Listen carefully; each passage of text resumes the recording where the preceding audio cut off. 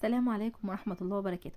أهلا بيكم كل متابعينا على قناتنا كريز وحباين. يا رب تكونوا بخير. النهاردة إن شاء الله معنا وصفة جديدة وهي الكيكة. طبعا احنا كلنا بنعشقها سواء صغيرين ولا كبار، وبنحب نعملها من وقت للتاني كده. يا سلام بقى مع كوباية شاي بلبن أو كوباية شاي سادة. هنعملها بكل تفاصيلها وهتطلع معاكي مظبوطة ومقاديرها مظبوطة وحلوة جدا، بس خليكم معايا نهاية الفيديو.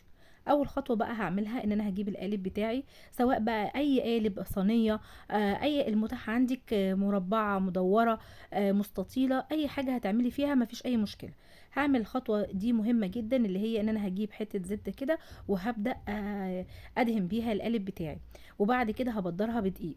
الخطوه دي يا جماعه مهمه جدا عشان ما تخليش الكيكه تلزق، واما اجي اقلبها تبقى سهله معايا. ممكن تعملي بسمنة او تعملي بزيت، مفيش اي مشكلة، المتاح عندك اشتغلي بيه. وهتطلع برضو بنفس النتيجة، بس انا بصراحة بحب الزبدة. يعني لو متاحة عندك اعملي بيها لانها بتدي لون حلو قوي للكيكة. اهم حاجه ان انا اتاكد ان كل جزء في الصينيه او القالب بتاعي بقى متغطش بالزبده والدقيق. تعالوا بقى للمقادير. اول حاجه معانا 4 بيضات، ومعايا 2 كيس فانيليا، ومعايا كيس كيك شيف او بيكنج باودر، ومعانا الدقيق كوبايتين وربع من الدقيق، وكوبايه وربع من السكر، كوبايه الا ربع من اللبن، وتلتين كوبايه من الزيت. بس اللبن ده انا هوصل بيه الكوبايه وانا بشتغل هوريكي برضو احنا هنعمل فيه ايه. نقول بقى بسم الله ونبتدي. اول خطوه هحط بقى، انا هشتغل في الخلاط عادي مفيش اي مشكله. احط البيض وعليه الفانيليا وهضربه في الخلاط. هقعد اضرب فيه كده لحد ما يعمل فوم ولونه يفتح. طب لو حضرتك شغاله بالمضرب الكهرباء هيكون يعني هيديكي برضو نتيجه كويسه جدا، لان انت طبعا هتضربي البيض والفانيليا مع بعض لحد برضو ما يفتح لونهم.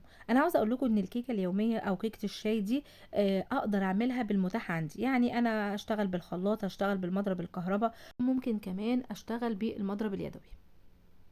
طبعا اثناء ما ضرب البيض كده حطيت معلقه من الخل. معلقه الخل هنا بتفرق معايا لانها بتديني هشاشه وكمان بتضيع الزفاره. وعلى فكره ممكن ان انت لو ما عندكيش فانيليا تشتغلي بيها عادي، وتشتغلي وتعتمدي على الخل اللي هو هيضيع لك الزفاره في الوصفه.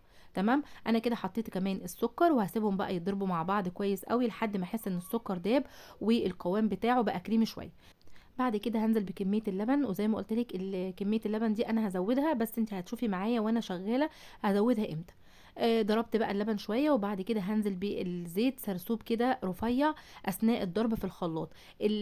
الخطوه دي ان انا ما بنزلش بالزيت مره واحده بتخلي لي القوام يتقل معايا، ويبقى قوام السوائل مظبوط جدا. طبعا انا اثناء ضرب السوائل دي انا جبت الدقيق وحطيت عليه كيس البيكنج باودر او